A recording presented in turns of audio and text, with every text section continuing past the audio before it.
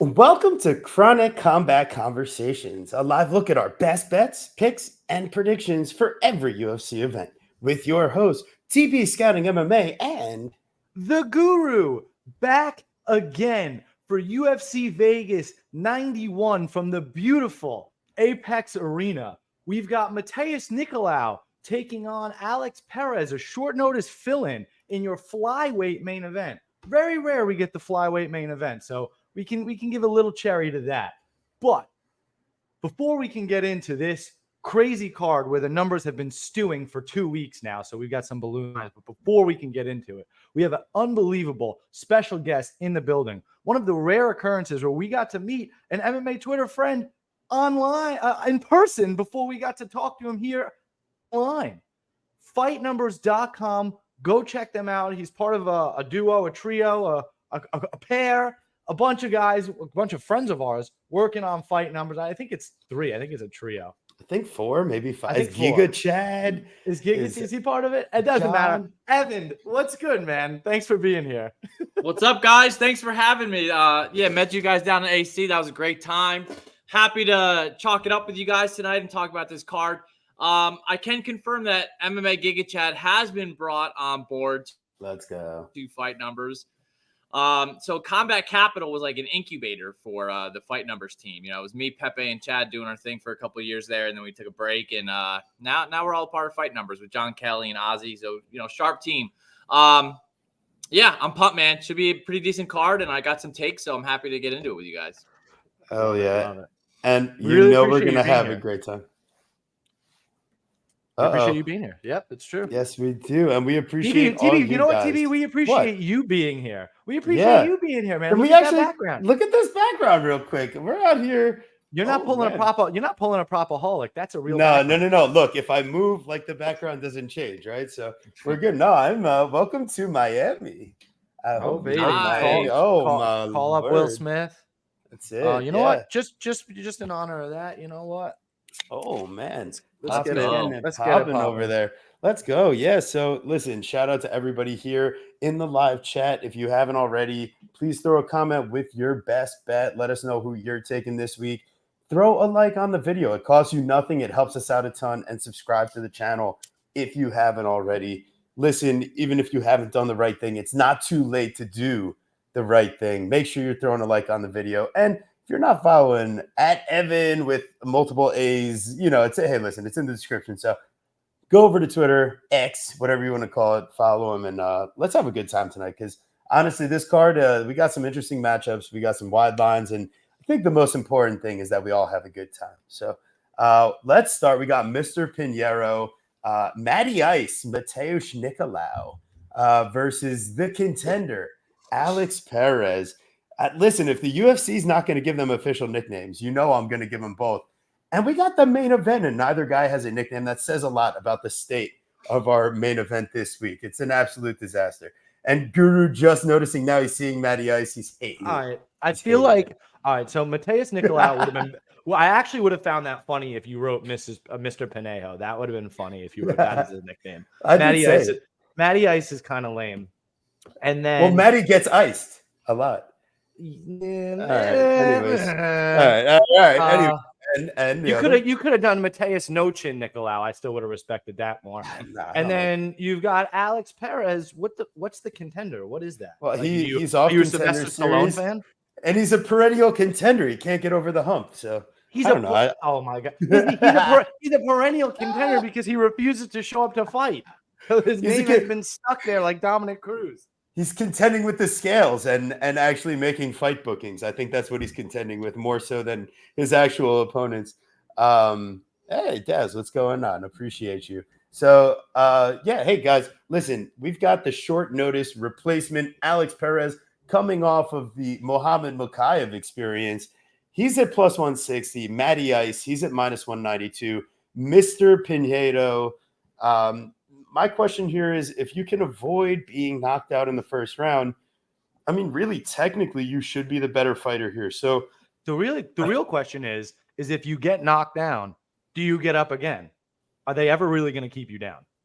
It's a great question, but I think Nicolau is just the better fighter here, and I think Perez one punch knockout power isn't quite the thing. And I don't think the calf kicks are going to do enough to stop Nicolau. I think he's going to be able to land counters if Perez is out there throwing blind calf kicks. And but at minus 192 for a guy that has 3 losses, all coming by first round knockout in his career. It's just and another by decision, but we won't talk about that guy, right? But I mean, Mateusz, I feel like I just can't trust him at a minus 192 line. I feel like if anything, though, this fight's probably not going the distance, right? I think Makayev, he's not necessarily the biggest of finishers, and the counter wrestling of Perez is great. I don't think Nicolau needs to do any of that. I think he could just strike along the outside and be landing the cleaner punches and force Perez into something stupid. I'd just say like Nicolau inside the distance. I think you can get a line on that. So you might as well. Yeah, I definitely kind of feel that way myself. When you look at Alex Perez, right, you've seen a guy, let's even take the missing weight and not showing up to the fights. Let's take that off the table for a second, right? Let's just look at his last performance versus Muhammad Makayev. He's facing a guy in Makayev that, I mean, have you guys watched his striking? I mean, the dude cannot strike. If you can keep it on the feet, you can hurt this kid. And it's only a matter of time. I mean, he's already made it to the fucking top 10. And they're not touching him. But Perez is supposed to be the high-level MMA wrestler. He's getting out-grappled. If you're looking back, and not for nothing, you go look at those stats. He gets outstruck by Muhammad Makayev. What's his game plan? What's he doing? It's calf kicks? The Formiga fight? That's what you're going to draw to? I just feel like this is the fight that finally puts Perez like, I mean, they might even let him go, but this finally knocks him off the tier of where he's at.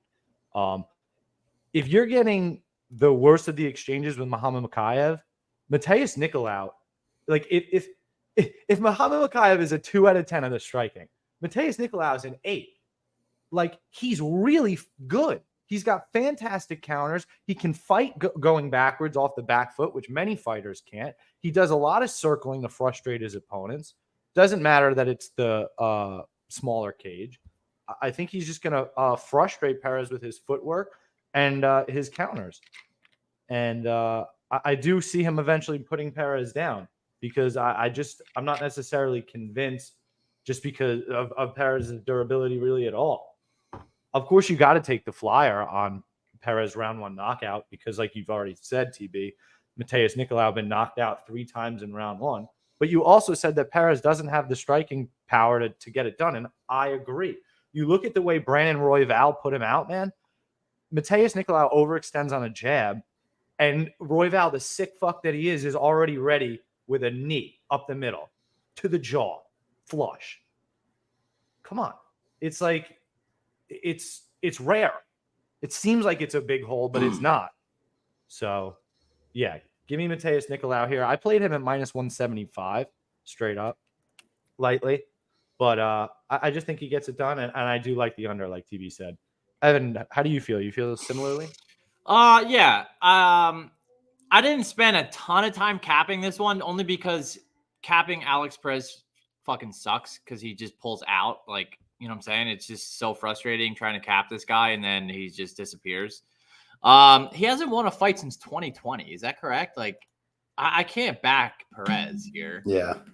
He hasn't won a fight since the Jussier Formiga fight in 2020. So, I mean, he lost to Davison Figueiredo. That's excusable. Alejandro Pantoja and Muhammad Makayev. I definitely can't. It's definitely Nicolau or pass. Favorite or pass. But I will push back a little bit on the total. I think I would lean an over here. As much as to all your guys' point, like Nicolau is incredibly talented, good striker, great grappler. He doesn't do enough for me. And they are flyweights. You know, he can be a little low volume at times and a little inactive at times.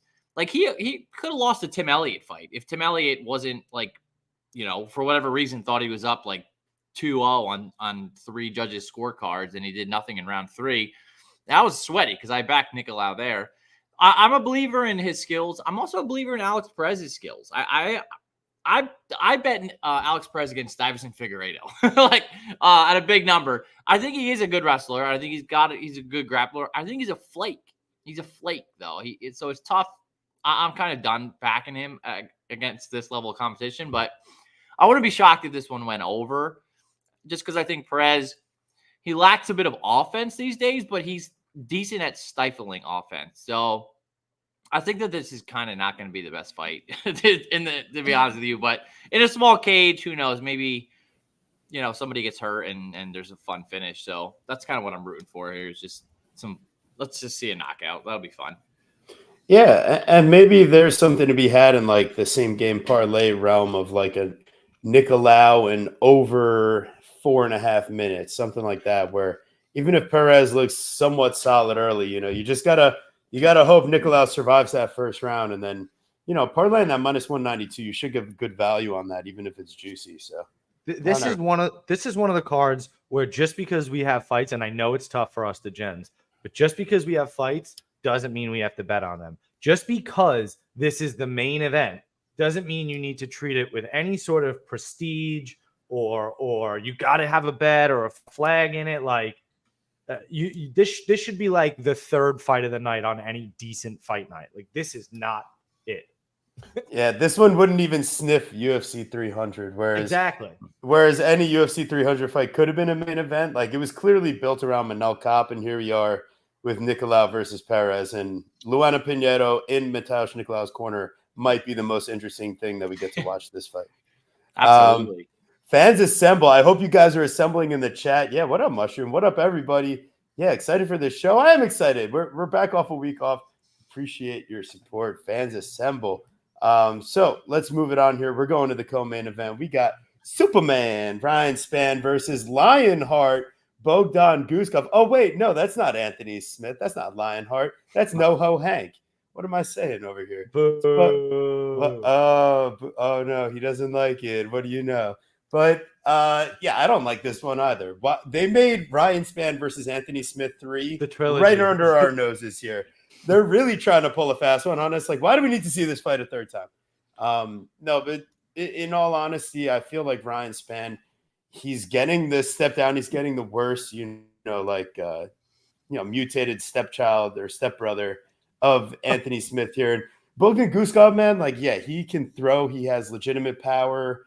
Against cans, he'll look elite. He can go back and forth with the Zach Pongas of the world and have some success. And it's just Ryan Spann has his own finishing potential in this fight. And we've seen him finish a guy like Dom Reyes off of a step-in jab. And we've seen Bogdan Guskov go down on the regional scene off of much less than that. So I feel like Spann has finishing potential, whether it's from distance or even, getting like a club and sub where he kind of lands something and Guskov, and that dude is with his hands down. He slows down very quickly in fights. And if Spann is smart at all, he's pushing the clinch immediately and slowing him down. If Spann is smart at all. Oh, he's not, and that's why minus 198. By God, you just hit on the crux of the issue.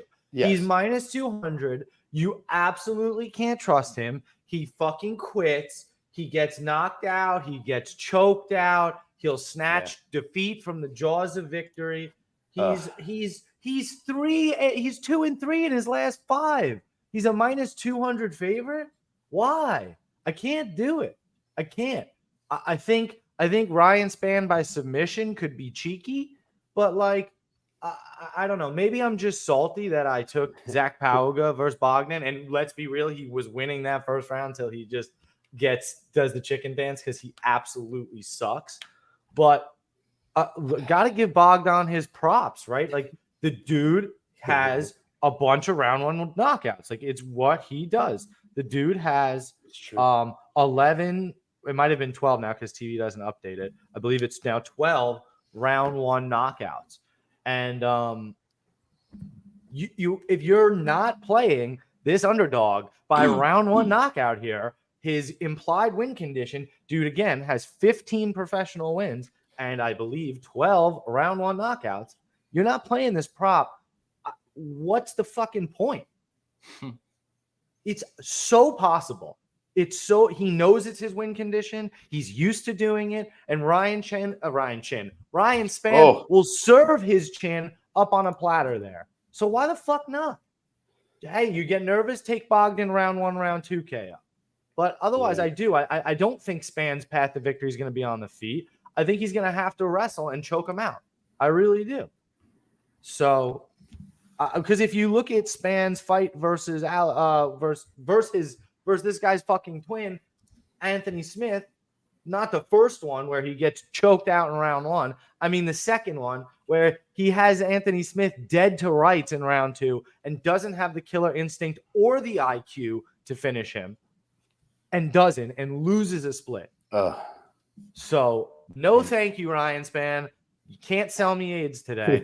Maybe if the submission prop is juicy, I'll take a little couch cushion. Otherwise, I'm taking Bogdan Guskov by round 1 KO. Let's go. Oh God, what do you got here, Evan? Evan, am I wearing tinfoil? Tell me what's going on here. No, it's definitely Guskov or pass. I don't think I'll ever bet Ryan Spann at minus 200. He sucks, man. He's really bad. I don't think Guskov has a lot of skills. Mentally, he sucks. Yeah. He's got some front chokes and stuff. And, I remember like before his last fight, he was like, oh, I finally started training full time. He's definitely athletic. Maybe he's getting better, but I think Guskov definitely hits hard. I think that's what he does, though. He hits hard. He doesn't grapple proactively. I don't know. The under 1.5 minus 270, dude. Seems accurate, probably, right? I don't know. I maybe a Guskov KO. I mean, the best price right now around the market is like plus 230 on Unibet and Bet Rivers. Guskov by KO, something like that. Guskov round 1 KO. That's probably what I would bet here. Yeah, it makes sense. And I think if you're playing a money line in this fight, you're just mistaken. And the over under the 1.5 number, I mean, they have it juiced out of the ass. And I'd rather almost play like the fight to end like under 0.5 rather than like an under 1.5.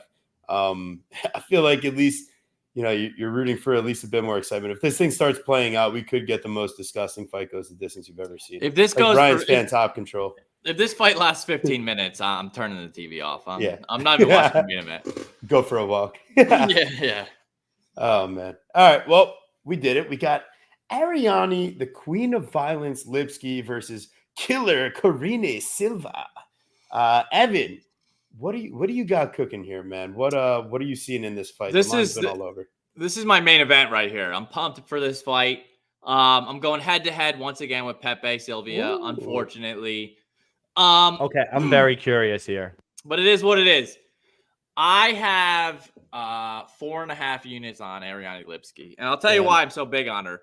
Well, first of all, I started averaging it at minus 130, so that should speak to my level of confidence here. And I'll just kind of give my take on the fight. The community seems to be pretty split on the fight. So I started betting around minus 130, and then I had to add at plus 135. So, I don't know what my average price is, but I have 4.5 units on her, so I have a lot of money on her. I love Ariane Lipski. She has had such an interesting, career arc in the UFC. She came in with some hype coming out of KSW, Queen of Violence moniker, and she was way too green for the UFC. She wasn't ready. She couldn't grapple for shit. She went 3-5 in her first 8 fights and just looked awful. But she's on a 3-fight winning streak, and I think she looks great now. Her takedown defense is very good. She just keeps it simple, defends against the cage really well, uses underhooks. She's strong. Training at American Top Team. She bounces around a little bit. I think she trained in Vegas for a lot of this one. But obviously she's a great striker, good hands, good 1-2, good kicks, good snap on her punches. But she's just way more physical now than she used to be. Now, Karine Silva looks like she's on the gear. This girl is killing chicks in round 1. She's got a great guillotine, great squeeze, hits hard as fuck. She's got a great right hand. The problem, obviously, is that we haven't seen her extended much in her, at least in the UFC. On the Contender Series, she fought that little Chinese chick, and it she ended up snatching a guillotine in round 2, but it was a Hail Mary guillotine. Like, she was completely out of gas. And maybe she rocks up with some cardio this time around. But I have to bet that Ariane Lipski wins round 2 and round 3 here at a pretty high clip. She's proven time and time again that she could fight hard for 15 minutes. And I just really trust her takedown defense at this point. Like, Melissa Gatto couldn't sniff a takedown, and Melissa Gatto's strong as shit. Like, Melissa Gatto slammed Tracy Cortez. So I think Ariane Lipski probably has to, there might be the first 3 minutes of the fight. She's going to have some nukes coming her way. And Karine Silva is very dangerous in that window. But WMMA, flyweights, I'm going to fade the round 1, like, first 3 to 4 minute finish equity most of the time at this price.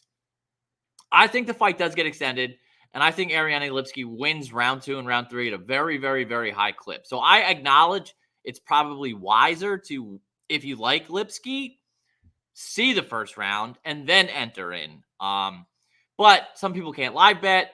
I can't always live bet. So I really, really like Ariane Lipski this week. It's my biggest bet of the week and one of my biggest bets of the year. So that's where I'm at. Queen of Violence. I think she is going to fuck her up. And after the first 5 minutes, I just don't trust Karine Silva's gassing. She's very fast twitch. Everything's fast twitch and explosive. But she gets tired as fuck. Like, she was dying in round 2 on the Contender Series, like early in round 2. Snatched up that Hail Mary guillotine. It shows as a round 2 submission on a record. And then she's, killing these chicks early, but low-level competition in the UFC. Ariane Lipski's fought, for my money, a much higher level of competition, and she's looks phenomenal. So I expect her to continue improving, and I like her here. So I'm curious to see what you guys think. What a great fight. What an interesting fight between two young prospects in the division. I mean, like you said, Ariane Lipski's been around the block a little bit, but still at only 30 years old, certainly a prospect. And Karine Silva, 30 years old as well, newer to the UFC. And as you put very well, Evan, just has a ton of finishes, right? 9 submissions, 8 KOs, and most of them in round 1. So when you look at somebody like that, do they have the gas to go further? I believe it's 11 round 1 finishes. So we ended up on Karine Silva, but we tweeted it out when she's plus 115. So I do feel comfortable saying that is where I feel most comfortable playing Karine Silva, at a plus money line. And then again, Evan, I think you make another fantastic point with the live betting opportunity on Lipski as well, if you're really unsure in Karine Silva. But I don't know. When you're getting taken down by Montana De La Rosa, submitted by Montana De La Rosa, submitted by Antonina Shevchenko, it's just like, these are things I can't. It was ground and pound. Oh, ground and pound. But she had her in a tough spot, right? Yeah, well, they were all knockouts, so just all knockouts. Yeah, the Shevchenko, De La Rosa, Cachoeira, and then 2 decisions and 3 knockouts in the UFC. There it is. You're right. All knockouts, all ground and pound. But you know what? Karine Silva's just as comfortable doing that, to be quite honest. And yeah. What do you feel here, TV? Yeah, I think a lot of what I saw that stood out going back to the Lipski tape was that she had a very pronounced athletic advantage in her matchups in these last 3 fights. Like, Aldrich is legitimately the definition of a bag of milk. It's like good for your vitamin D and calcium, but it's not recommended for like WMMA fighting form. Melissa Gatto, she's a very good grappler, but she's not very strong, and she loves giving up bottom position and just not doing quite enough. She's strong. She's physically strong, but I don't think she's technically a good wrestler at all. I think it's more grappling. And then Casey O'Neill, Just I've been trying to fade her forever, so it only makes sense that as she's She faced like has real she has no competitors, you power. know. She likes to strike at distance. She's got no power, and then she's also got no real takedown defense, and then showed no real submission defense. Like there seems to be a lot of holes in her game. If it walks like a duck, quacks like Yeah. a duck, looks like a duck, it's probably Casey O'Neill. Woof. But yeah, not ideal. But anyways, I think Karina Silva here clearly at this point -148. I'd recommend taking the round one, round two props. I don't Yeah. think Lipsky. I mean, all of her decision losses came like the early ones in her career against Joanne Wood and Molly McCann. I mean, that's as decisionator as it gets. And then when you're facing the better athletes and Shevchenko and De La Rosa and Cachoeira, people that I think Silva, she's going to come out, it's swinging hands on the feet and going for aggressive submissions on the mat. I think she's going to have the clearly better grappling in those exchanges as well. And it's where like if you get, you can't go for like a knee bar on Karina Silva because she's going to find a way to work that into her favor. I think Lipsky, anything she does on the ground here to extend those exchanges is going to be an issue. And I think on the feet, generally she's able to land these body kicks and combinations up top with the boxing on top of the kicks that for a lot of fighters are just too much to deal with. And maybe it is too much for Silva to deal with, but I ultimately think that Silva is gonna like she showed me that she has enough power and towards the end of round one with Moroz, I think she still looks fine there. So I'm hoping that the cardio holds up, having just the money line at +115 instead of a round one, round two prop. But that's where I'd go now if I had to give out a play for like a 100%. best bet show, like 100%. got to lead you in the right direction. But I respect everything Evan said too, because it could be where Lipsky just outpaces her in the last couple of rounds here after Silva just blows her load in the first round. So there are multiple ways that a fight can play out, and it's always very key to remember that in your analytical process. But if you're going to beat the line consistently, over the long term, it's going to do you well. So we have a few other spots like that on this card. How different would we look at it? Maybe it's kind of crazy to think about, but how different would you look at it if that split decision win versus Gatto was a split decision loss? Because to me, it was one of those fights that wasn't a robbery or bad judging. It was a close fight that personally, I kind of scored for Gatto, but it was really close. But how would we look at that if that was a loss? Would it change anything? So. I definitely scored it for Lipsky, but yeah, you make a good point. It was a close fight. Just another thing I look at, last point I'll make on this fight. Sure. No, definitely. We love the conversation. And how I cap it and why I think Lipsky should be like -150 is Karine Silva has like 11 minutes of fight time in the last 3 years. You know what I mean? Like Lipsky's very active. And I just think that more times than not, these types of fights, women's flyweights are going to get extended. Right. And we could point to like the Lipsky versus, Priscilla Cachoeira and shit like that. It was a long time ago. Well, the De La Rosa and the Shevchenko fight. Yeah, those are horrible looks. Like taping those fights. I just think that she's made massive improvements in her takedown defense. Like she's showing like a 79% takedown defense, despite all of these horrible, horrible fights she had early on in her career when she was very green. And Karine Silva, I just can't unsee the Contender Series, like how she looked in round 2. The optics were terrible. She was just like against the cage, like hands down, like just getting beat up and then snatched the neck. And then just 11 minutes of fight time in like the last 3 years. I don't know. I think that this is a huge step up for Karine Silva. So we'll see. I'm really excited for this fight. This is my main event. I'm pumped for it. Yeah, I like it. I like it a lot. Should be an awesome one. And I agree with you. This might be more exciting than the main event from how the fight plays out. 100%. This is a great fight. I love it. And a betting standpoint, because you can get involved in this fight. Like it's all playable, whatever you like. So you can have whatever you like. All right, we've got Austin Stay in Your Lane versus Jonata Denise Nuts, baby. Let's go. Two great TV nicknames, if I might say so myself. I think I really did a number on this one. Stay in Your Lane +210. Denise Nuts at -258. Austin Lane, man, I mean, Guru, you put it best, so I got to give you full credit here. But for smoothness sake, Austin Lane, like typically when you go to fade a Contender Series guy in his debut, it's against someone that like belongs in the UFC and has shown like why they should be there. Like, what did Austin Lane ever do to deserve to get in the UFC? Lose? Like, oh, buddy, we need you short notice. Come on up. We need you to take an L here versus Mr. Tafa. He has another bad loss too, right? He's a Dana White Contender Series guy. Yeah, it's bad, man. Ultimately, Wait, no. What? Austin Lane, he loses to Greg Hardy on Contender Series. That was years ago. Yeah, so then how does he get in the UFC? Because he gets another Dana White Contender Series. No, he gets he wins another Dana White Contender Series. Oh God, well, I still don't think he deserves it. And ultimately, like I don't care who you're training with, you're not gonna like completely change who you are as a fighter going into this matchup. Like, do I trust him to be the cleaner technical striker coming into the pocket to not get knocked out?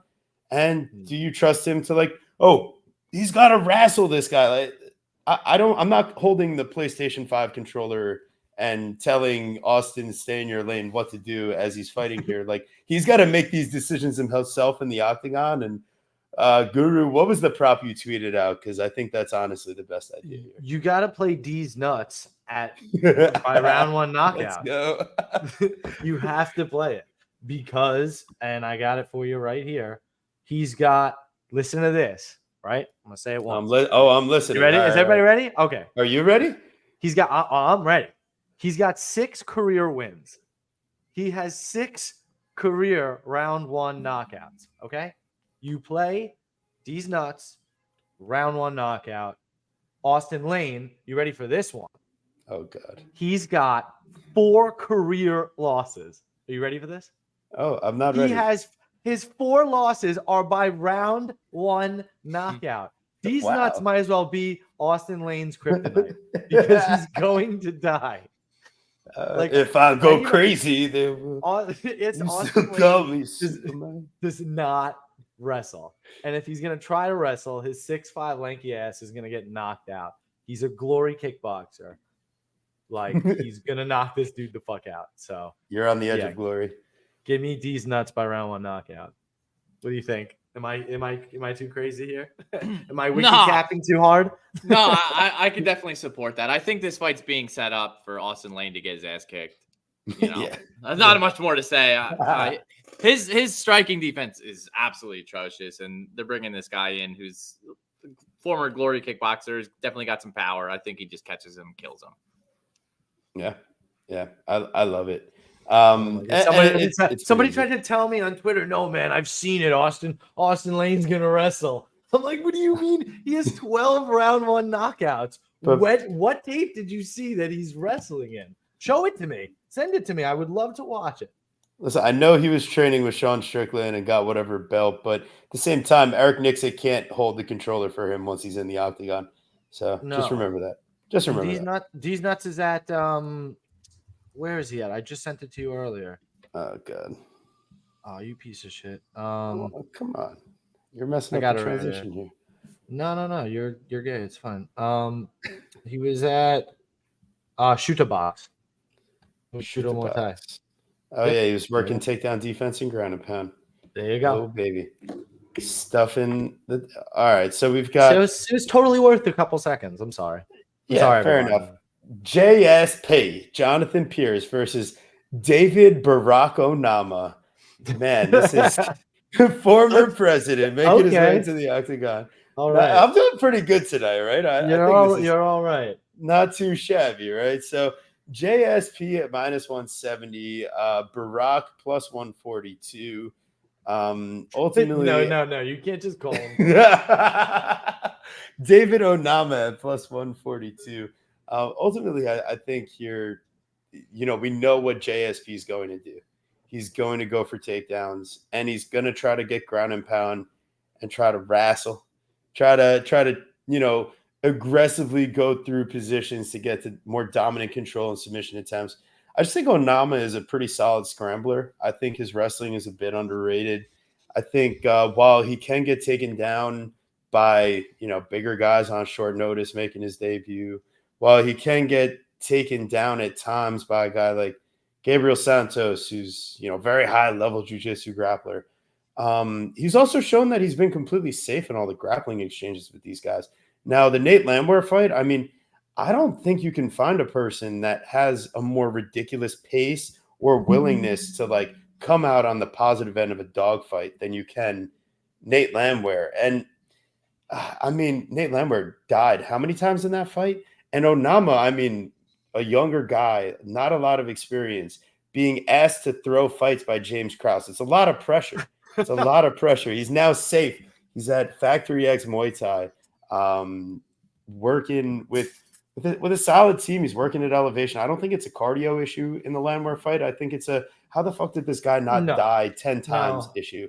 Yes, No, you're wrong. You can't tell You're me. wrong. I can tell you you're wrong because he's had cardio issues in other fights. He's rocked against Gabriel Benitez and pulls it out of his ass. He's getting tired versus Garrett Armfield and pulls it out. He's just big brothering that guy. But I'm not convinced he can do that. He's tired versus Mason Jones. I don't care that it's up a weight class or on short notice. The dude is. I mean, listen, of course I care. That's wild, bro. But of course I care. But you're getting wrestled. You're giving up 8 takedowns and 9 minutes of control to a guy that's a striker that's no longer in the UFC. It's a bad look. JSP is not as bad a chin as you need him to be in this fight. Like, if you're playing Onama, you're playing him round 1, round 2, and that's it. But the problem is JSP can finish him at any point. You're gonna tell me he's shown he's safe on the ground? Fucking Santos has him in a rear naked choke, and he doesn't finish it. Like, Landwehr has him finished 3 times as well. They both had to finish each other. And this is my point about Onama.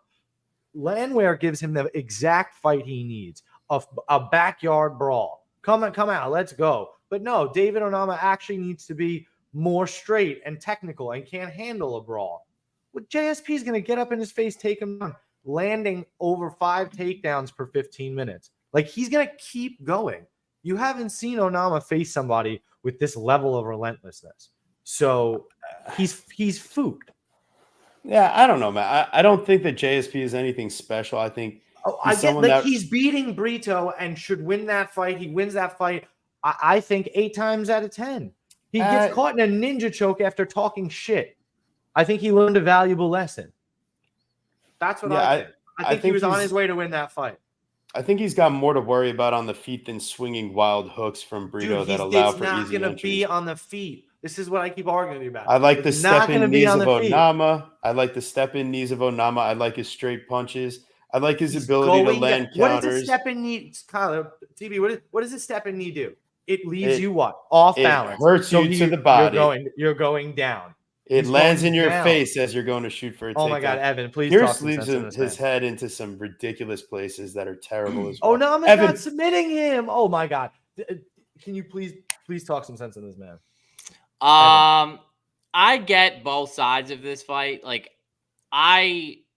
for me, I could get to a Jonathan Pierce bet if it comes in a little more, like minus 150. I could definitely bet Jonathan Pierce. I can't unsee the 5 takedowns per 15 minutes for Pierce and the 45% takedown defense for Onama. But Onama hits hard as fuck, and he's just got that cheat code where he could hit you and put you out. So if I'm going to play Onama, I'm definitely playing Onama by KO. Pierce is hittable. This is a very binary fight. If this plays out for extended minutes on the feet, Pierce could easily get killed here because his takedown or his striking defense is really bad. Really bad. He just really doesn't react well to punches. Like, he just watches them down the pocket, down the pipe. So, but I think Pierce, he kind of knows the assignment and takedowns over and over and over. So, yes. Onama's a quitter. He's a quitter. Tell him how he's a quitter. He doesn't have great cardio, man. I know that the Nate Landwehr fight was a majority decision because Landwehr was getting cocky and showboating at the end of the fight, and he ate a nuke in round 3. That was a hilarious sweat. Amazing. Look at this bicep. Look at this. Nate the Train in the UFC. So good, dude. Love Nate the Train, bro. So good. For me, it's Pierce or pass, but it's pass at these numbers. If it got a little better, I would take Pierce's money line though. I honestly think the Kai Kamaka fight, of all his wins, that fight actually like goes over the best. You saw Kakamaka's performance last weekend. He's stuffing takedowns and winning a decision in a good fight. Dude is talented. So let's go JSP. Yeah, I got Onama here. This sets up the Bryce Mitchell fight that should be happening. The Battle of Arkansas. I love it. I've got our 44th president. What? All right. Barack Obama. All right. We've got the Dirty Bird, Tim Means versus Urosh. We're gonna need a medic, the doctor. That's the UFC's nicknames. That's not me. No, yeah, but you said we're gonna need a medic. That's not his. Yeah. That's not the nickname. Yeah, and we're gonna need also, a medic. Onama's nickname apparently is Silent Assassin. So I felt like maybe what? That's Vicente Luque's nickname. Get out of here. That actually is true. No, yeah, he's not getting that one. Are you kidding me? Is that a joke? A good point. That's yeah, I agree, Daz. Listen, I don't give in to the haters. Okay, when everyone on the show says Jamal Hill, I say on Alex Pereira. Okay, Tim Means the Dirty Bird versus Urosh Medic, the doctor. The doctor's in, man. Minus 310. I said Alex Pereira, by the way. Whatever that's worth. Anyway. Someone had an over 1.5 is what he actually had. That is what I had, and that did not go well. Yeah, pretty terrible, right? Yeah. That was. I just had Alex. Anyways, Tim, the Dirty Bird Means here at plus 250. It's not enough for me, man. I think it's clear that like if you don't have what it takes to hurt Tim Means, then he can kind of survive playing his game and being in the pocket enough to get to clinch to get to some dirty boxing, but I think Medic like some dirty bird boxing. Dirty dancing. No, not dirty dancing. Not dirty dancing. I don't understand. No, never dirty dancing. All right. Well, anyways, I mean, like, listen, Tim Means here, Alex Morono, Max Griffin, Kevin Holland, D-Rod. Those all make sense from losses. And Urosh Medic, I mean, Mikdelbek Orobai, I mean, that dude is from a prehistoric era. There's you can't stop that grappling. Beast. He was at the original Olympics. Then also against like Jalen Turner. Dude, of course, Jalen Turner is huge. Also, that was at the wrong weight class, right? Like Urosh Medic was at 155. And I mean, like Jalen Turner was still bigger than him in that weight class. It's like, all right. If I can't cheat with my size, I just got to stop cutting all this weight and get up. I don't think Tim Means has what it takes to finish Medic in this spot, quite frankly. Like Andre Fialho, let me tell you, he is the least diverse striker in UFC history. That guy is like, he doesn't know what calf kicks are. He doesn't know what any amount of kicks are. He literally just tries to go rock'em sock'em robots with boxing. And that's exactly what Tim Means wants when he's fighting you. Like if that's all you have to offer him, he can navigate it. Like Nicholas Dalby back in June of 21, that's before he discovered his deep breathing techniques, man. Like there's a reason why Tim Means won that fight. Like Dalby just didn't have it all together there. But I mean, that's another old guy that can't really finish you. Like Dalby goes to decision against everybody. Now, Medic, this guy's liable to finish you at any point. And Mikdelbek Orobai, if he didn't have like what were the people like the Neanderthals? If he didn't have the chin of a Neanderthal, Urosh Medic probably finishes him in round one. I mean, he has him rocked. So I got Medic and I got him by finish here. But at the same time, like minus 310, man, like I can't advocate a parlay with him. I can't even really like unless you're getting like plus 200 or 300 for a round one, round two knockout, man, I can't really recommend too much. And by the way, it's not like Means is even getting knocked out. He's getting hurt and then submitted by everybody here, but not at the UFC level. That's where he's losing by sub. So I just don't love anything here, but round one, round two Medic, it's probably how he gets it done. The spicy play is Tim Means by submission. Because that could be hot. It is. I don't know. I guess I begrudgingly pick Medic because I just feel like he's going to be more physical. Like his punches are just going to hurt more. He's younger. Like he's just going to hit harder. But at the same time, Tim Means is the more diverse striker. Dirty Bird. Medic is just not very good. Like I'm like, you know what I mean? I don't really know what else to say. Like he needs a finish. And Tim Means is also tough as nails. Yes, he's been finished a bunch in his career, but getting submitted by Alex Morono and Kevin Holland and Daniel Rodriguez is different than Uros Medic. I just think that there's levels, and that's not necessarily the same level. Tim Means is also going to be much bigger in this matchup, like an inch taller and a 4-inch reach advantage or something. And Tim Means is somebody that uses his reach. But yeah, I don't know. If Tim Means fights like he did versus Dalby, he could absolutely win the fight.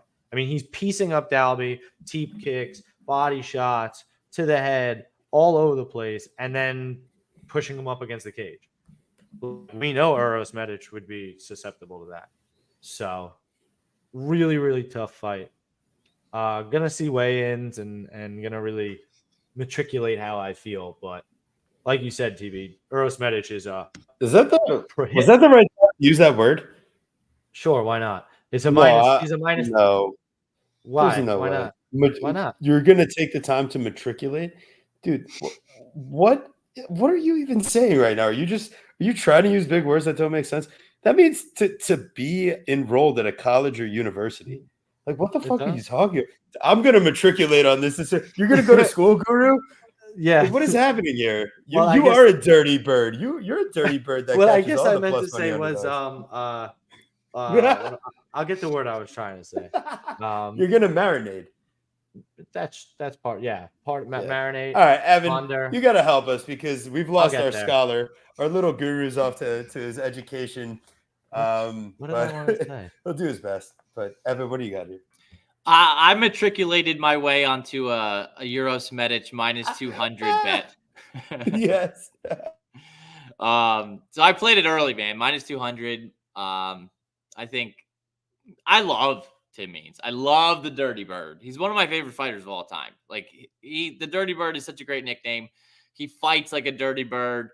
I'm a huge fan of him. I backed him against Alex Morono, and that's when I was like, I just think he's done. Like, he might look good here for a few minutes, but Medic is tough in round one. So I think Medic just kind of has him covered at this point. Means is pushing 40 years old. But I'll always root for Tim, the Dirty Bird Means, because I just love him. I'm a big fan of him. But I got that early number on Medic. Minus 310. Yeah, I agree with you guys. It's definitely getting wide. I would prefer the under 1.5 to the money line minus 310, because if he covers that, he probably gets him out of there early. And I think with Tim Means' style, he just comes forward and they're just going to throw hands. I think for Medic to cover minus 310, it's an early knockout. So I would take the under 1.5, if anything. And then it covers, who knows, maybe Tim Means does turn back the clock a bit and surprise us all, which would be fucking awesome. But I don't hate the under 1.5, but right now I'm just going to ride with my early Medic number. Yeah, I like that. And I think ultimately he wins. Even if there is an outside chance that Medic could hurt him enough in multiple rounds. And, he finishes late against Semi. So the dude is going to be there. I don't think Means is the guy to necessarily put it on him. So Guru's still figuring out what word he meant to say while he's doing that. I think it was marinate, which is really bad. So please make sure you like and subscribe. Don't marinate on your decision. Make sure you matriculate through Chronic Combat University. Wow. And we're gonna have a good. I'm so glad I didn't let that go. That's amazing. Because I almost let it go. That would have been worse. Yeah, 100%. I wouldn't have wanted that to happen. But make sure, listen, if you haven't liked already, you guys have messed up, but there's one way to fix it. Go ahead, throw a like on the video. Costs you nothing. As you can see, we're having a great time. We bring on the best guests because we need a little help out here. So if you haven't followed Evan D already, make sure you go do that as well. Fight numbers, bringing you all the hottest stuff. And we're bringing you that hot, spicy Ronnie heads will roll versus Victor La Mangosta Henry. This is, Ronnie man, this is some disrespect. This is no longer Montel Jackson, hands bigger than Francis Ngannou. I mean, come on. Ronnie we're talking about what? Victor Henry? It's like, oh, hot young prospect versus old, disgusting UFC veteran. Victor Henry's only like 2 years younger than this guy. That's disgusting. It's minus 425 for La Mangosta. Man, I don't want to touch that with a 10-foot stick. Now, there is a chance that he could get decisionated, but please tell me who Victor Henry's finishing. And I have another very important question. What is the state of Victor Henry's testicles at this very moment? I just need to know. I just need to know. Like, for some personal reason. Javid Basharat needs to know. I need to know.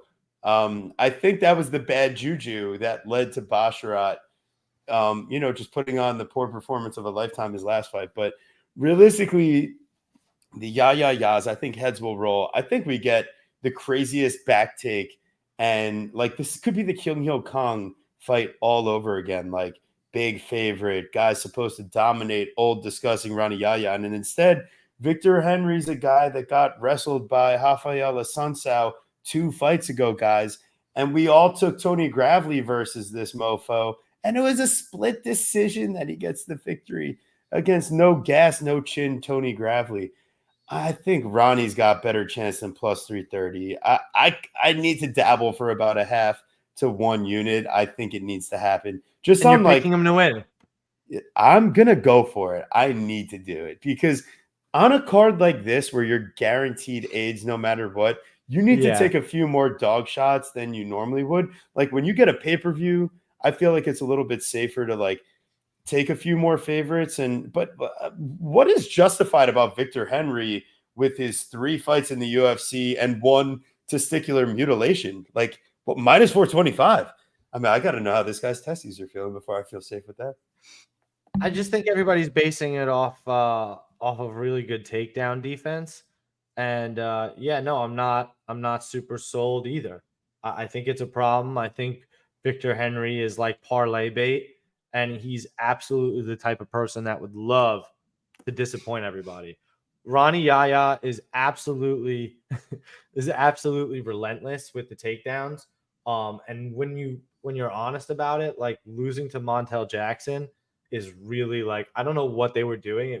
They're like Cody Garbrandt. All right, Montel Jackson. There you go. Enjoy that one. Like that was not very nice. So,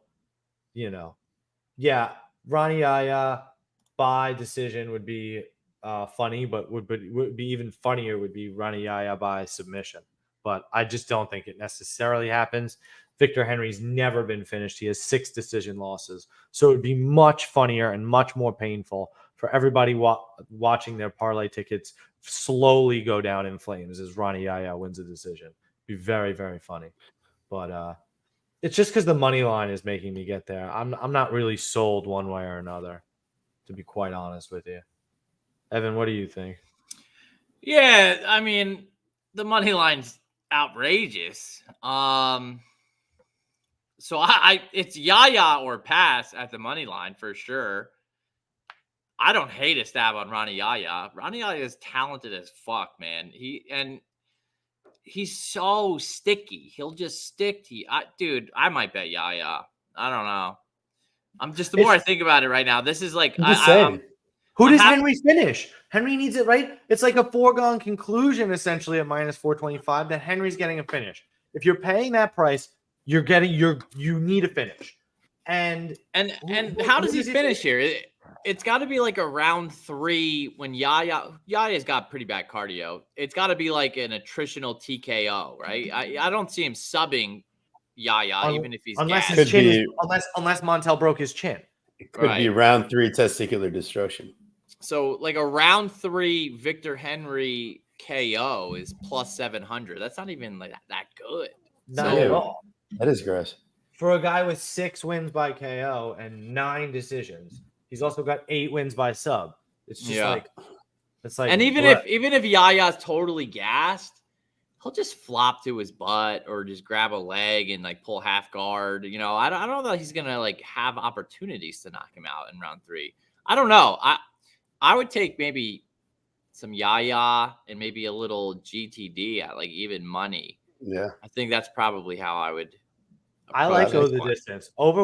I didn't even notice that over 2.5 minus 145. I do like that. So I feel like we see a lot of cheating in the UFC these days, and like if you're not taking a free nut shot because they're not taking a deduction right away. Why wouldn't you? Just give him an old test. Let's see how he recovered. That is what I have written in my notes for what it's worth as my best bet. Without lines, without knowing it or anything. I did write for my best bet for this fight. This fight goes the distance. I love it. So GTD is minus 125. It's not bad. I'm in. Best bet. Done. It's a good bet. I love it. This is where the conversation comes into play. All right, we got Austin Thud Hubbard, Michael Mad Dog Figlak, plus 145 on the Hubbard side, minus 175 on the Mad Dog side. Mad Dog here, I think he had the unfortunate task of taking on a guy that was just like in another class athletically and frame wise from him in his debut. I think Ziem, like that dude is he's improving solidly, but he was big. He had like a 3-inch height, 4-inch reach advantage, something like that. And now Thud Hubbard coming in here, and I mean these guys match up well. It's just Figlak's the younger guy. He's the guy that I think can put out way more damage, despite the nicknames and despite Max Roshkov deciding that he didn't want another piece of that ass. Austin Hubbard is really not an actual threat on the feet or on the mat. I mean, the guy he's got 6 decisions in his career, and 4 of them have come on the regional scene. I know he's got a few finishes, but none of them are anything to write home about. And I don't think Mad Dog is in any danger here. I think Austin Hubbard could be in danger. Like Figlak's got takedowns and he's got the way cleaner boxing. Now against a guy like Ziem, where he's going to be touch move, and stuff takedowns, like Hubbard, he's there to be hit. And when he tries to initiate his wrestling here, because he's going to try. I mean, listen, Kurt Hollabaugh, he made Kurt Hollabaugh look good. He gave people really the confidence to bet Kurt Hollabaugh as a dog in his last fight. And where did that leave you in your life? So Austin Thud Hubbard here, man, I feel like the line could be even wider. And minus 175, it's like just at the precipice of something playable from a straight perspective. But I missed some of the movements. So I think if anything, you can kind of figure Figlak here. I know he has a bunch of like early finishes, but Hubbard has really only ever been finished by sub. And it's typically a little bit later on. So I'd say like Figlak over 4.5 minutes. That would be a fun sim game parlay. Might be. It might just be. Yeah, I'm not super fond of Austin Hubbard's skill set, especially in this new level of MMA judging and reading the criteria of, control doesn't score. So you better do damage or search for subs. And Austin Hubbard really doesn't do either of those things. And if you look at Austin Hubbard throughout his career, he's lost generally like to grapplers. Honestly, he's lost to better grapplers, and you saw that in his last fight. And like I said, you've seen it throughout his career. And Figlak is exactly that. He's a better, more physical fighter and grappler than him. So I do expect Figlak to win. I don't love minus 175 on a guy coming off of major reconstructive ACL surgery. That's why he pulled out of his last fight. So again, the fight's kind of a pass to me. I do think the fight goes the distance more often than not. Hubbard's never been finished, and Figlak's a bit of a decisionator anyway. So I don't know. Fight's a smoke break. What do you think, Evan? Yeah, I agree. I like the GTD at minus 180 on Bet Online more than I like Figlak's money line. Agreed. Figlak he looked so bad against Ziem. Yep. And then he had his knee reconstructed. Now he's only 27 years old, good athlete. I'm sure he'll be fine, but you got to show me something before I'm laying minus 175 on you in a fight. So if anything, I would take some GTD. Yeah, I think that there might be a little bit of value on that GTD minus 180. That's what I was thinking. Don't think that I think I like that actually. Which also means I probably prefer the Hubbard side because I do think this has like split decision written all over it in my opinion. So yeah, I would take GTD or some Hubbard by decision.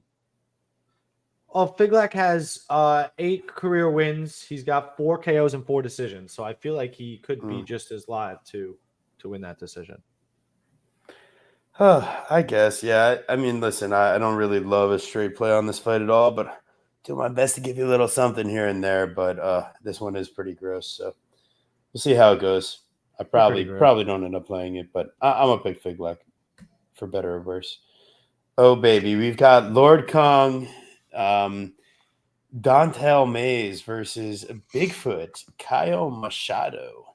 Um, High level fight. High level. yeah, it's disgusting, but it's just what I'm looking for, man. I mean, Dontel Mays, It's Dontel just Mays, what I like need. it's just what I needed when I saw the Forget UFC 300. It was good and all, but I'm a little sick of these high level fights. Give me a heavyweight slot fest, please. Oh no! Give me a heavyweight fight where fight goes the distance is favored. Yeah, Please, Lord, that's all I ask for. Yeah, this is a gem. I don't know. They didn't want the 69 from There's north south value on that then. position with the hip thrusters. They didn't want that on UFC 300. They wanted safe for the eyes of everybody. You don't want Dontel Mays bringing his rated X style into the octagon. Um, Bigfoot Machado. Oh yeah, Bigfoot. What do you think that nickname's for? Yeah, that's why they couldn't schedule this on UFC 300. Not safe for the children. They got to put this in the Apex. But listen, I think Bigfoot here. I think his southpaw stylings and his grappling, pretty solid. Like for a big feller like himself to get, arm bars as disgusting, and even if it's against low main, it's fine. Like watching a big guy like himself be able to pull off techniques like that, I think that's a lot more impressive than watching the 69 hip thruster technique. Like I get a lot more of like what someone's been working on in the gym than fight goes to disappointment.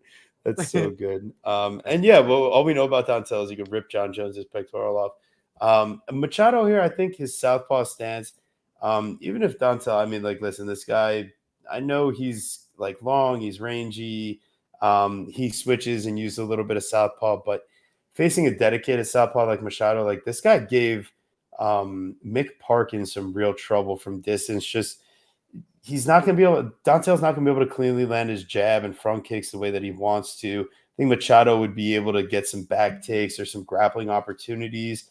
I've seen him go 3 rounds, even if it's ugly. Like, what do you think Dontel May's going 3 rounds look like? It's also ugly. So at plus 140 and at plus 137, I got on the Kyle Machado train and I let you guys know on X, the artist formerly known as Twitter. But it's up to you to follow me there to beat the line movement as well, because we're here on Chronic Combat, and now we have Kyle Machado at minus 115, and man, it's disgusting. Like, just overall, this fight, like, I get it, but I love the plus money. Now, I'm sitting here telling you, yeah, it's probably Machado and over, like 1.5 though, or over 4.5 minutes, the same game parlay in New Jersey. Like, I don't see anybody getting a fast finish here or anything like that. And Okay, well, there's something worth considering with that, my friend. Can you show me some consideration? This is what you need to consider. Kyle Machado has 6 career finishes. All 6 finishes are in round 1. If Kyle Machado is getting a finish, I dare say it's in round 1. He could get a round 2 finish, right? If he's still working for that takedown and gets on top of Mays, who is a quitter, who is very slow and plodding, who throws 1 strike at a time, who KOs Parisian and Arlovsky attritionally over time. Like, come on, man. This guy doesn't have one-hit power. He's not super athletic. Like, he's going to go down. He doesn't have good takedown defense. Like, super. He's really bottom of the barrel. And you give somebody young and marketable-ish in Kyle Machado because, hey, he's got at least somewhat of a skill set in wrestling, which at this weight class you can go far when you have that level of speed or athleticism. So we took Kyle Machado at plus money, and we did tweet that out, and we're happy with that. Pick him. The fight's AIDS. I mean, it's going to be a disaster.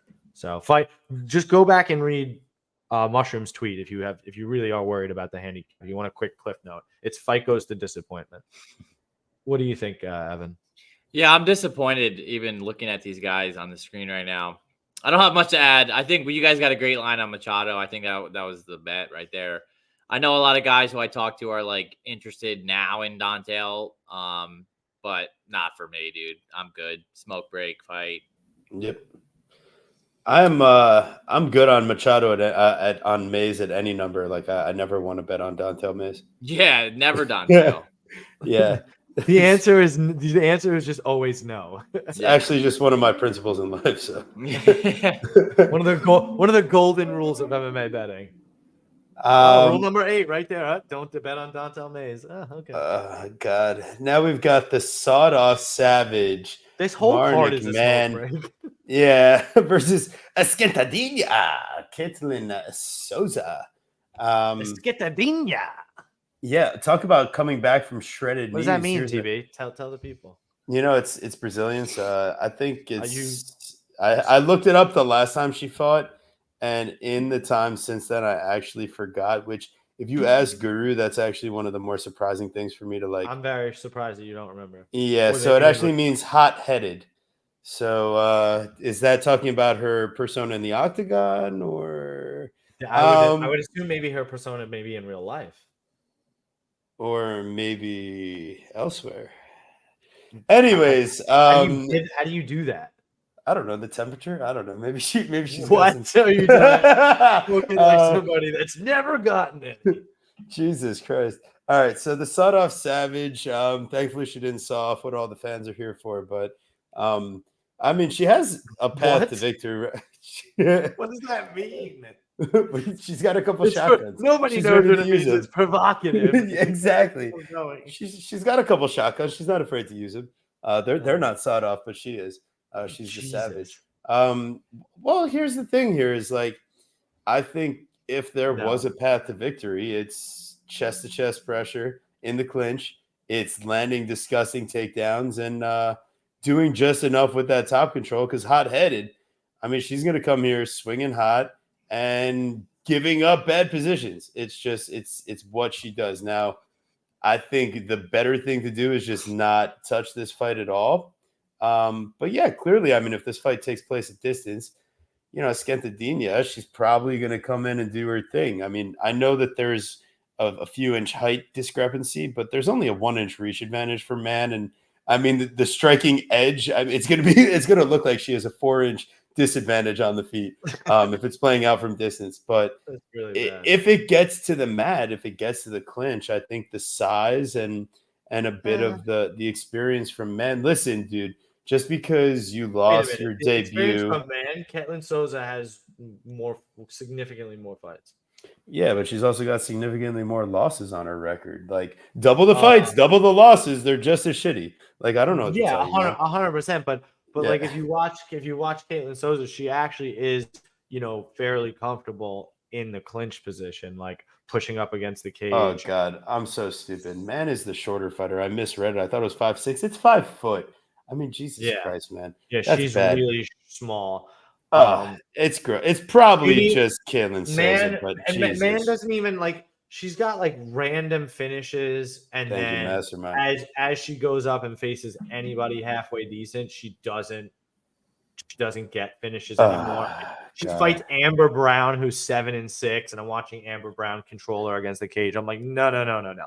It doesn't matter if you pull it off later in 2 and 3. Like you smell. and Caitlin Souza is coming off major, like she had a major knee injury, from Karine Silva. Did she? Yeah, that was shreddy spaghetti. Right. So that's like what, immediate surgery and then PT. So here she is coming off major. Like it's like fig lac shit again. Like I just you're gonna have to show me something before I play you minus 345. I don't care if you're fighting a Keebler Elf. Like I'm not parlaying you here. It's not happening. And I don't even expect you to get I don't even expect you to get a finish. The books expect it to go to the distance, and so do I. Fuck this fight. I'm not touching it. Parlay Caitlin Souza at your own absolute peril. Watch it go to decision, and watch her lose a split decision in a fight that nobody cares about or remembers, because all these Apex fights are all forgettable. But there you go. Mic drop. Evan, what do you got? What do you got, Evan? Yeah, dude. I could be talked into a Marnik man bet here. Let's go. Plus 275. Plus 275 in a fight that's favored to go to decision. And I think she has a path to victory. This is kind of where I like to bet, like Caitlin Souza likes to play off bottom. You know, it's weird. She's very takedownable. I love man, that word. Marnik Man. That's better than matriculate. Takedownable. Yeah. I like the Keebler Elf comparison, dude, because she's just so small. Like, pick a different career path. You know what I mean? Like, when you're a fucking midget at the smallest fucking division in the UFC, you messed up somewhere in life. You know, go back to school, Marnik Man. You're young enough. But for me, it's man or pass plus 275. Yeah, if anyone's parlaying Ketlin Souza, please just like delete my number, block me. Just I don't want to interact with you. You know what I mean? Yeah. Like, I'd rather take the GTD. Yeah, I agree, man. And there's a lot of like, I feel like something that when we went over our recap show, anytime that we're parlaying anybody over a minus 250, it just you're asking for trouble. Like legitimately, you're trying to have a terrible time. So we try to have a good time. And what a fucking cool nickname, the Sawed Off Savage, dude. I might bet her just for that reason. You know, well, one thing I will say, and it would be very funny, is this girl, Ketlin Souza, does have 8 knockouts.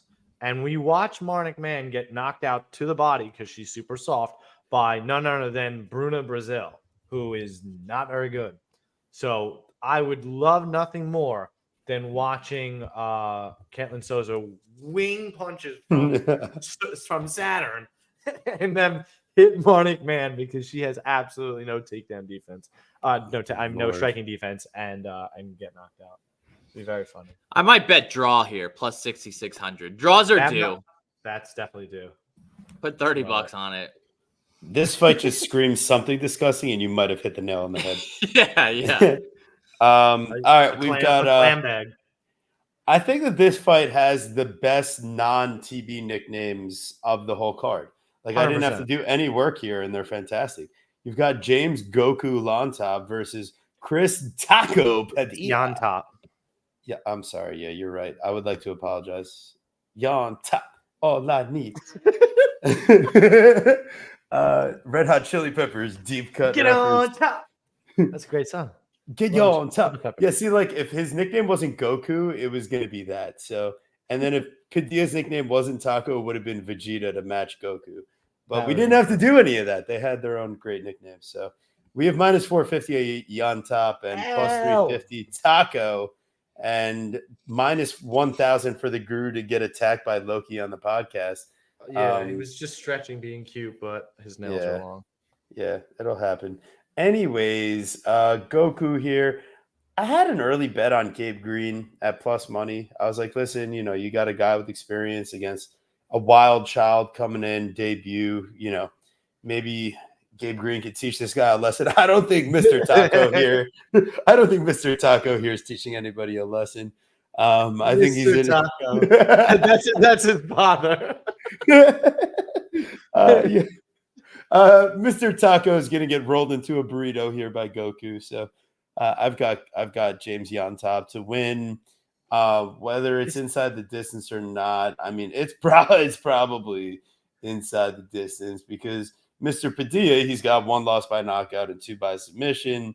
Knee to the body and ground and pound on the knockout loss. But Yontop, man, like he's a wild child. He's got some serious height and reach and athleticism, and I think he's gonna have what it takes here to get it done. So, I mean, am I playing him in a parlay? God, no. I mean, got to learn something about this young gentleman. But Mr. Taco, I don't think he's gonna show him anything.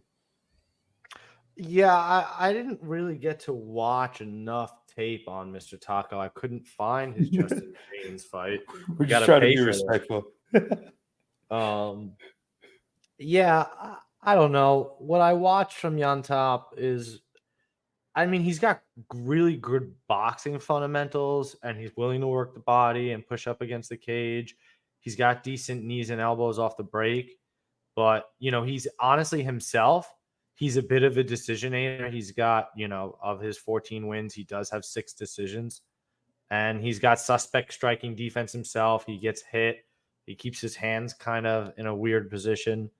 If you're watching his Dana White Contender Series fight, he does get dropped with an overhand in round 1.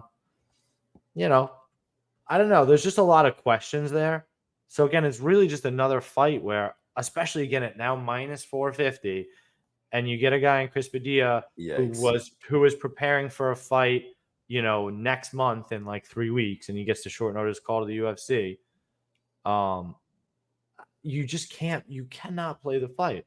You're basically, to me, you're playing couch cushion, grandma's couch cushion plays on props, but you're not playing you're not parlaying money lines. You're not playing any money lines. And there's just nothing here to me that anybody should feel super, super confident in. Other than, I think it goes a distance. I really do. I think, when you look at who Padilla has been finished by, I mean, he has a submission loss to Gabe Green, which is super interesting. But yeah, I don't know. Fuck this fight. Fight goes a distance. What do you think, Evan? Yeah, I agree. You can't play the fight. Well, no, you can try. You can't. I'm looking for angles, and I'm not finding anything. I didn't tape Chris Padilla, but I was marginally impressed with Jan Top. He's so young, man. He's 24 years old. Peruvian. He's tough. He's does everything decent. I think he will win some fights in the UFC, but again, I'm not playing a fucking debutant at minus 450. Pass. Agreed. You got to pass, especially, and it's tough to get tape on Padilla. So, and there's no line for there's no totals yet, right? I don't see any. No, I don't see them either. All right, moving along, TB. Yeah, that's it. We got Ivana Benihana Petrovic. Look at these lines. Look at these lines. Look at these lines. Look at these fights. This fight's a banger. They made us wait 2 weeks for fights, and this is what they give us. Yeah, I'm sorry, but this one is actually going to be crazy. Yeah, I agree with Evan here. The Dragon Girl, she's never in a boring fight for however long it lasts. You're right. That is. I mean, like, she's going to go for the most disgustingly stupid takedowns and scrambles and like submission attempts that they're not quite there. And she's going to do her damn best until she's completely death gassed and hanging on, and the refs deciding if they want to stop it or not. But it's Dragon Girl, so you want to let her eat a little extra damage because that's what they do in Na Liang fights. So ultimately, I mean, Petrovic, I think, early on it could get sketchy. Like, Na Liang has landed a takedown against just about everybody she's faced. It's just what happens after that is where it gets disgusting. So if you're on the Liang side, somehow it's got to be round one. But Petrovic, it's probably just an either a live bet spot or a Petrovic round 2, round 3 spot. It's definitely not a Petrovic minus 470 spot. I can tell you that. She'll be my pick, I think.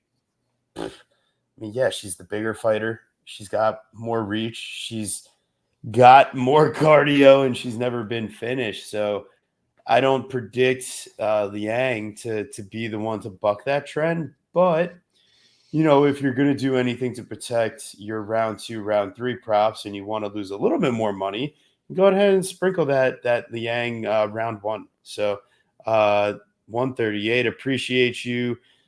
Yeah, guys, make sure you're dropping a like if you haven't already. Do the right thing, just like Mr. 138, just like Daz. Best bets we make can be the ones we don't take. Yeah, that's probably a good theme for this card. And if you ask me, I'm betting on Liang, I'd be like, nah, yes. Very nice mushroom. Great job. So I'll pass it off there. What do you got, Guru? No, you can't take Liang Na here. Unfortunately, I mean, I looked on the tape, and yes, Ivana can be taken down and controlled on the ground, but she does eventually fight to her feet or is able to get a reversal. And the problem with Liang Na is she has absolutely no cardio. She completely death gasses, and she'll give up. So what I do like in this fight is Liang Na to start dominant. You take Liang Na round 1, right? You take a little grandma's couch cushion dart throw on that, couple bucks there. You wait live, and you watch that minus 470 shrink on that live line, and then you smash it. Because as soon as the fight goes to round 2 and starts round 2, you're good, and she's going to balloon up, and it'll be any way she wants. She'll win in round 2. She'll win in round 3. She could win a decision. I mean, maybe you sprinkle those knockout props. But yeah, that's how it goes. I do think Ivana wins, though. I don't give Nam much credence other than round one. I bet What do not. I bet Really? I Love bet her it. money line. You I got to actually do have, it. Nice. I bet it like Nice. plus 350. I actually have negative CLV on the fucking Na Liang fight. For half a unit. I like it. And I think I bet the over 1.5 as well. At even money. So it's, first of all, Na Liang is strong as fuck while she has air in her lungs. She landed 3 takedowns against JJ Aldrich, landed 3 takedowns against who's her debut against? Ariane Carnelosi, whatever. Yeah, for sure. She has horrible cardio. She just doesn't breathe. Like, it's weird that this is flyweight or strawweight. This is strawweight. That these like 5'5" girls would have such bad cardio. Like, why? You're not carrying any weight. It doesn't make any sense. But her cardio is absolutely terrible. But she's 27 years old. I don't know. Weird shit happens with cardio. She just doesn't know how to manage her energy. My point is, from a pre-fight standpoint, you gotta take Na Liang here for a little bit, and then if you want to enter in on Petrovic after round 1 at like minus 200, I think that I definitely think the fight is very competitive early, and I like the over as well because it's a 1.5. They're small girls. Na Liang is hell on wheels early, so she's going to make stuff happen. But Petrovic, she can be taken down and controlled, but she's also not just going to give up a sub. So I think she'll fight through some stuff if she is taken down. And then they get back up, and then it's like, is Petrovic just going to like one hitter quitter her? No, it's usually Na Liang will just completely gas out and die that way. So I'm basically fading an early Petrovic knockout, which I'm happy to do. So I took a little Na Liang and a little over 1.5. Hopefully I can profit on the fight. Na Liang, if she wins this fight, it's gonna be electric, dude. I'm rooting for it. Yeah, it would be that awesome would if be she a good wins. time. I'll definitely have to have a little something on the Liang side because one of these two women's crazy underdogs is pulling it off. It's happening. I agree. It's happening.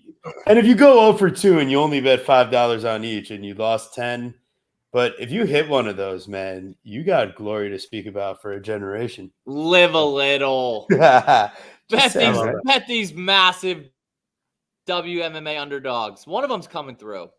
Yeah, I agree. And what have either of the favorites done to actually earn it? Like, that's consistently the question. What has this favorite done to earn it? And what do you know? We have Gabriel Mowgli Benitez versus Hayasur Mahashata. I did the easier spelling my way because I don't know how to spell his Hayasur first name, but he's Mahashata. He's like Ichiro. He's the one name phenomenon.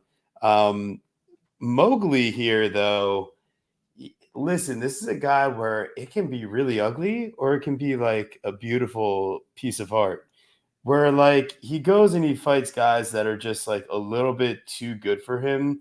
Yeah, I mean, even then he'll land a couple shots and have a little success, some calf kicks, some good punches. But yeah, it was pretty disappointing, the Jim Miller fight, right? Like, Gabe, he can't get out calf kicked by Jimmy. That's what gave me hope for the Bobby fight. That's pretty bad. But then you go back and you're like Charlie Ontiveros, a gigantic guy with crazy power. But if you take him down or you get him in the clinch, like, you've got a chance. Well, that's the definition of Mr. Mahashata. Like, Rafa Garcia shows us the path. And Borshev, Slava Claus, he shows us that if you're a good enough striker, you can just beat this guy, reach advantage or not. So I think Benitez, listen, this is someone that's wobbled Sadiq Yusuf on the feet. This is someone that's gone ahead and wobbled David Onama on the feet. Someone that Billy Q had a bit of a tough time here and there on the feet. Omar Morales, disgusting fight. But I think ultimately it's really just a test of like Mahashata, like, are you just like a giraffe or are you a real MMA fighter? Because, he's got some solid front kicks. He's absolutely gigantic. And I'm sure that my sternum would be break in half if I had to eat one of those front kicks. But, I mean, Mowgli here, if he can kick the calf. and he gets right into the clinch on a guy like Ontiveros. He's trained out of AKA American Kickboxing Academy, AKA a nice wrestling gym. So I know he's got what it takes to, like, with the tool set. I've seen him use a huge slam takedown on Ontiveros in just a couple fights ago. You don't want to wrestle Jim Miller. You don't want to get in close, So maybe that's a little bit of what the issue was. Mashata, man, you got an advantage there. Go ahead and use it. I think that it could play out, but listen, I got Benitez at plus 190. I'm still out here questioning if it's the right choice ultimately, because we do live in a world where Mashata could just be standing over the lifeless body of Gabriel Mowgli Benitez after 3.5 minutes of this fight. Like, that's totally possible. Well, so I think you're touching on what I think the right play is, and Uh-oh. I'm not really sure why. Why is the under 1.5 plus 135? Like, we just saw Mowgli get melted just at the buzzer there of the Well, that was in round 3. It was round 2. Thank you, Jim Bob. It's round 3 in our notes here, so that's wrong. I just said Maheshate. Oh, sorry. At the buzzer. Would like to apologize. When you look at, other than the Jim Miller fight, you've got a round 1 finish versus Ontiveros. Then he round 1 finish versus Onama. It's a round 3 finish versus Billy Q, but that's Billy Q's style. It's a round 1 finish versus Justin James. It's a round 1 finish versus Sadiq Youssef. It's a round 1 finish versus Humberto Bandenay. It's a round 1 finish versus Feely. I mean, there's a lot of round 1 finishes there. And I think that at plus money on the under 1.5, I think that's a fair shot. Because Maheshate, when you look at any of his wins, anything impressive he's done, is you look at the Steve Garcia fight. It's a round 1 knockout. So I don't know. I think that there's violence at some point. I think they're both fairly violent individuals, and I don't really trust either of their durabilities. But I did take the shot with you on Gabriel Benitez at plus 190. So I do like that number, but I wouldn't be exactly surprised if Gabriel Benitez was on the losing side. That's why it's a dog shot. I think it's close to fair what the line is. What do you think, Evan? Yeah, I agree. I like the under a good bit. I think that's playable. So doesn't go the distance is minus 250. Like, I definitely don't think it's going the distance. And so if I don't think it's going the distance, you're going to give me plus 135 on the under. I definitely think most of the finish equity is early in the fight. Benitez is chinny. He's chinny. So, and Maheshate, he's huge and he's young and he can land a right hand. But also Benitez is dangerous too. I could see Maheshate shooting into a knee. Small cage. My best bet on this card would be the under 1.5 at plus money for sure. And I'll root for Gabriel Benitez. Fuck it. This card or this fight? You said this card. You mean the fight, right? The best bet on this fight. Sorry, on this fight. Yeah, I haven't bet this fight, but I definitely think the under 1.5 carries some value in a small cage with the way these guys fight. Yeah, that's what I thought.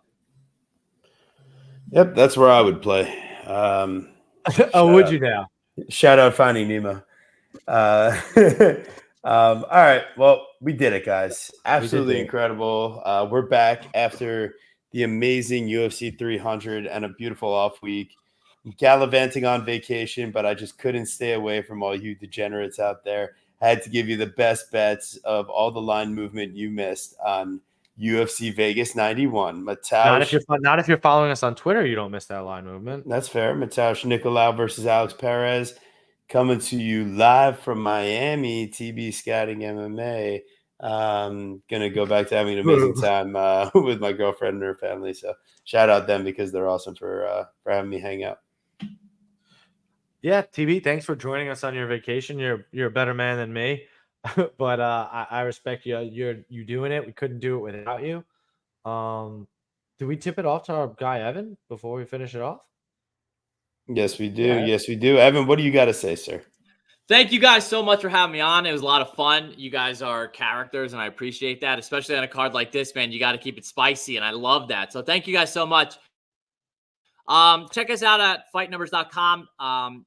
Use code GIGA, Giga, for the rest of this week up until the fight's on Saturday for, I don't know, like some type of discount, 25% off. That's basically like, we brought on MMA Giga Chad, legend, MMA media icon on board. So we got some good tools, man. It's not even just about the bets. Like you got these sub prop finders, you got these live market betting tools where you can kind of like shop around the market during the fight to see what lines are offered.